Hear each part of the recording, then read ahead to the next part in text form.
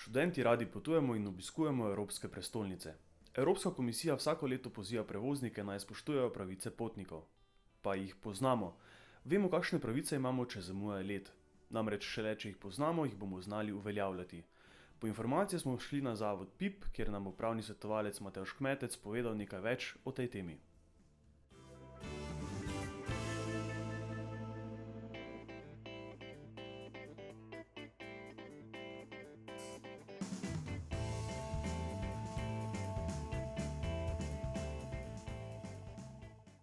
Ali menite, da študenti in državljani na splošno poznamo pravice, ki jih imamo kot potniki?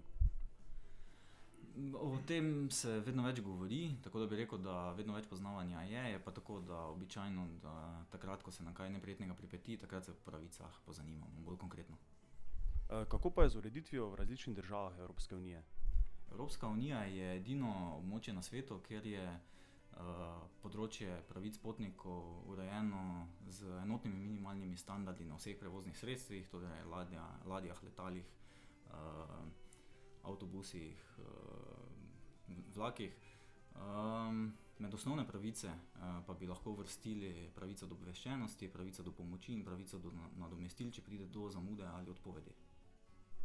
Kakšne pa so osnovne pravice potnikov, na primer v letalskem prometu? Te pravice so odvisne od tega, če pride do odpovedi ali zamude leta. V primeru zamude leta bo od dolžine zamude bodo odvisne naše pravice. Lahko da nam bo v primeru krajših zamud pripadala samo pravica do brezplačnega telefonskega klica oziroma 2 klicev, do dostopa do elektronske pošte, ali pa pravica do osvežilne pijače in hrane. V primeru daljših zamud bomo pa lahko celo zahtevali povračilo neopravljenih delov poti ali odstopili od leta. In če je let odpovedan?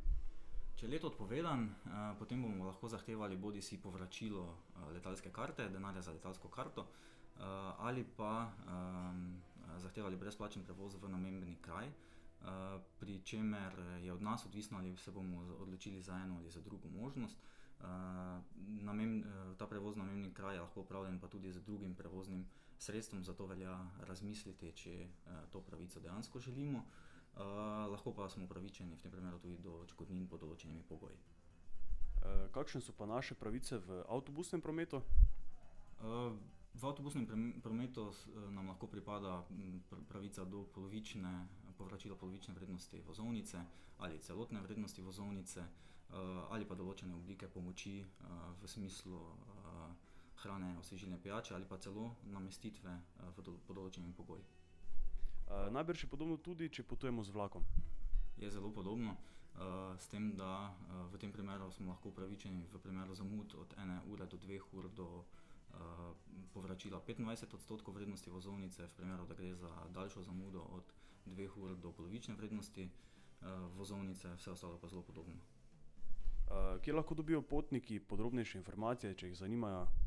Lahko pri nas v zavodu PIP ali pa glede na to, da gre za večinoma čezmejna potovanja, Slovenija je pa majhna, pri evropskih potrošniških centrih. Obstaja pa tudi zelo priročna aplikacija za mobilne telefone o pravicah potnikov.